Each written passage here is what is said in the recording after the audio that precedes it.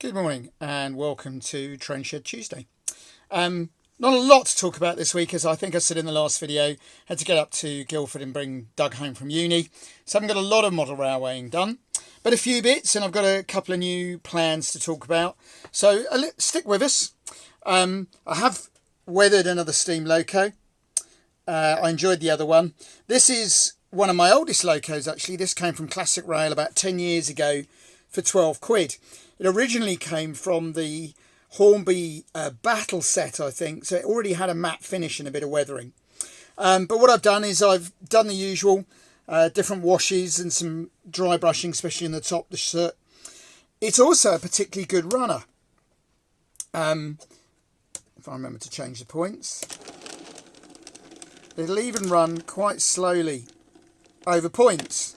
Oh, except I've derailed that. Yeah, this is what I love. I was down here the other evening shunting for hours, no trouble at all.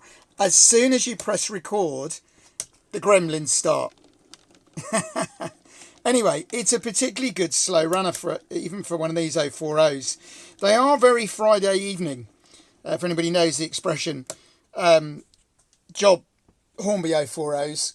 So I've got quite a few Bagnalls. This one, which I'll come back to in a minute, runs quite slowly. That one's not bad. The red one is particularly good. The brand new blue one I bought for a whole 20 quid won't run as slow as that one. So they are a bit hit and miss. A bit more my loco stable there. But this one runs exceptionally well.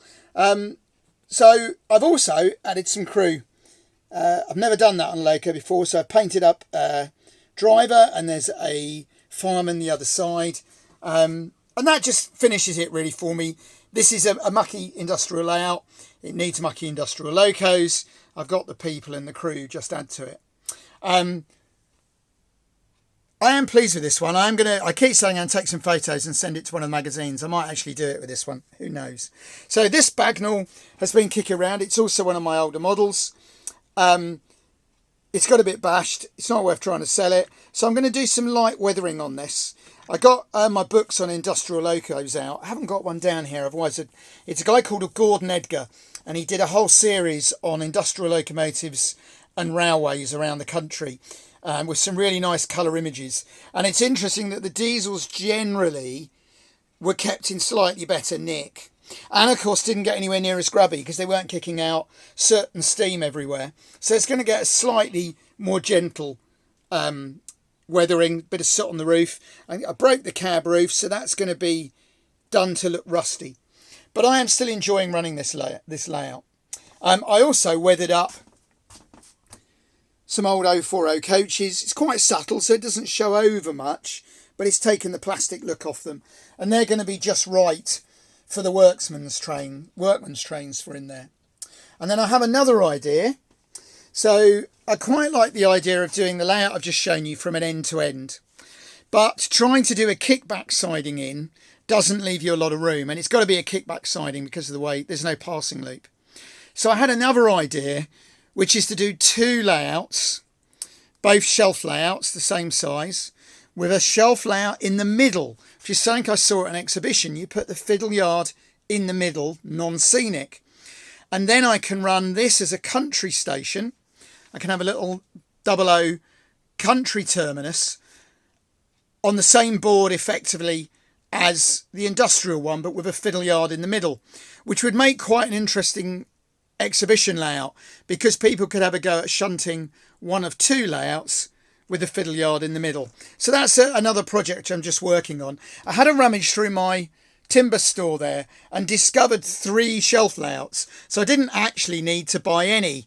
But anyway, it means I've got 3 more that I can tinker with. So I can do this one and one in the middle, although we will then hit the storage issue. So I'm not sure, but it's a project that's kicking around in my head. I've taken this layout out again and having quite good fun running that as well. So still ideas going on. And I'm enjoying doing the weathering. On the workbench at the moment is another Daypole kit that I found in one of my boxes. So I'm going to do that all weathered up, cattle wagon, and then that can go on the rural one. So not a lot gone on. So I won't yabber on for days today. I know some people are probably getting a bit bored of seeing this layout, but it is the one I've just done.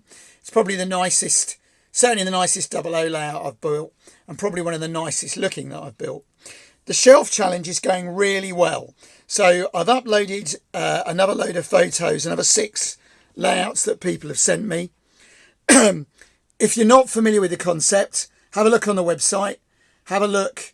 You go on our website, it looks like it's 3D printing and it's not. Click on the challenge link. If you're doing it on the phone, it's the 3 little lines at the top. And it explains the criteria. But people have really embraced this. Had a really nice comment from someone who hasn't built a layout for 50 years. I've had people saying, thank you. I've not been able to build something, or I wanted to try something out.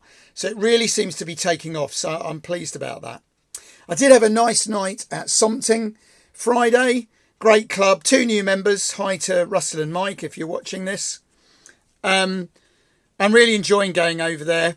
I passed 2 other model railway clubs to get there. But I like the guys at Something. We all get on. So there you go. Only a brief little tutorial. Not what I talk about, that's an old one. Only a brief Train Shed Tuesday today.